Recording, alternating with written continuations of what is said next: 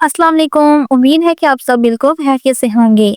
क्या आप उर्दू बोल तो लेते हैं लेकिन सही जुमला बनाते वक्त गलती हो जाती है? क्या आप चाहते हैं कि आपकी उर्दू दुरुस्त, साफ और खूबसूरत हो जाए?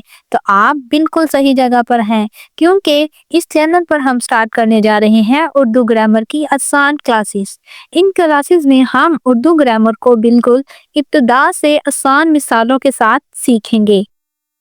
अगर आप वाकई उर्दू ग्रामर सीखना चाहते हैं तो इस वीडियो को आखिर तक देखें, वीडियो को लाइक करें और चैनल को सब्सक्राइब करें।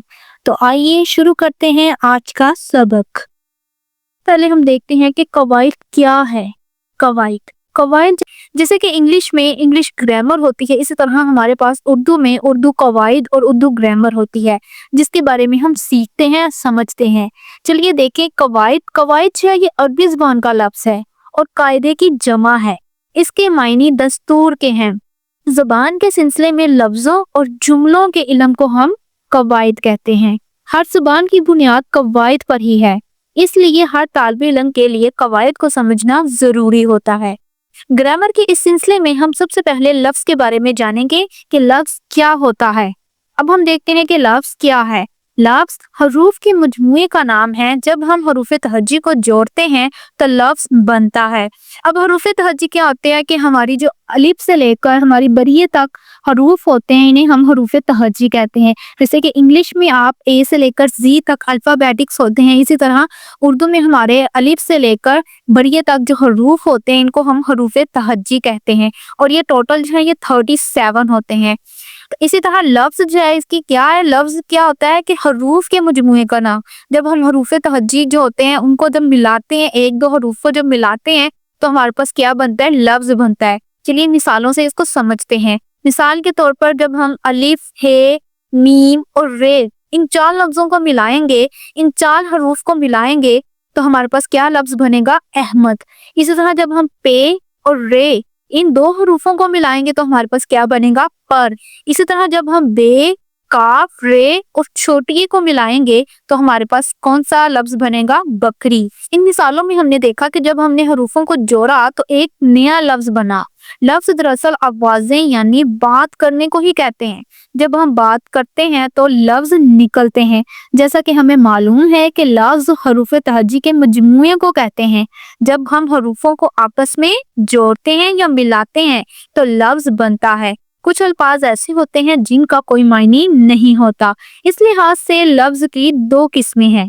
अब हम लफ्ज़ की जो किस्में हैं उनको तफसील से पढ़ते हैं और देखते हैं कि वो कौन सी हैं। लफ्ज़ की किस्में। लफ्ज़ की 2 इकसाम होती हैं, एक कलमा और एक महमल। सबसे पहले हम देखेंगे कलमा। का क्या होता है कि बामानी लफ्ज़ को कहते हैं, जिनका कोई मतलब होता है। ऐसा लफ्ज़ जिसका कोई मतलब हो उसको हम क्या कहते हैं, कलमा कहते हैं। अगर हम गौर करें तो हम रोज़मर्रा जिंदगी में जो बातें करते हैं वो दरअसल कलमे ही होते हैं। मसलन कलम, सौदा, बाजार, लड़का वगैरह, कोई भी जो हम लफ्ज़ बोलते हैं तो ये हमारा क्या होता है, कलमा होता है। वो लफ्ज़ जिसका कोई मायने होता हो। ये सब क्या है, हमारे मायनेदार अल्फाज होते हैं, इनके कोई ना कोई मायने होता है, तो इसे हम क्या कहते हैं, कलमा।